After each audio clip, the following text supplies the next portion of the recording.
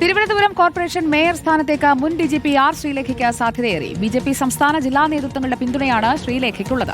സംസ്ഥാന അധ്യക്ഷൻ രാജീവ് ചന്ദ്രശേഖറും ശ്രീലേഖ മേയറാകുന്നതിനെ അനുകൂലിച്ചതായാണ് സൂചന. അതേസമയം വി രാജേഷിനെ അനുകൂലിച്ചിരുന്ന RSS നേതൃത്വം നിലപാടിൽ നിന്ന് അയഞ്ഞതായാണ് വിവരം.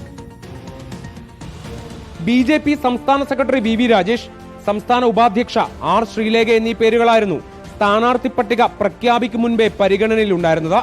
രാജേഷിന്റെ പേരിനോടായിരുന്നു RSS നേതൃത്വത്തിന്റെ താൽപര്യം.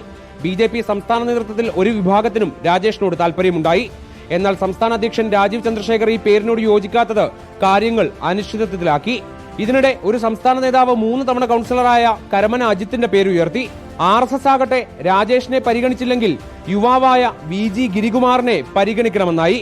ഇതോടെ രാജീവ് ചന്ദ്രശേഖർ ദില്ലിയിലെത്തി ദേശീയ നേതൃത്വത്തിന്റെ പിന്തുണ ഉറപ്പിച്ചു. പ്രൊഫഷണലായ ശ്രീലേഖ മേയറാകണമെന്ന അഭിപ്രായമാണ് രാജീവ് ദേശീയ നേതൃത്വത്തോടും പങ്കുവച്ചത്. എന്നാൽ സസ്പെൻസ് നിലനിൽക്കട്ടെ എന്നായിരുന്നു തിരിച്ചെത്തിയ രാജീവിന്റെ ആദ്യ പ്രതികരണം.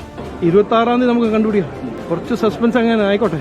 ഒടുവിൽ രാജേഷിനും ഗിരികുമാറിനും പിന്തുണ നൽകിയ RSS നിലപാട് മയപ്പെടുത്തിയെന്നാണ് സൂചന. ഡെപ്യൂട്ടി മേയർ സ്ഥാനത്ത് ഇക്കുറി വനിതാ സംവരണമാണ്. ശ്രീലേഖ മേയറായാൽ 2 സ്ഥാനത്തും വനിതകളെ അണിനിരത്താൻ BJPക്കാവും. റിപ്പോർട്ടർ, തിരുവനന്തപുരം.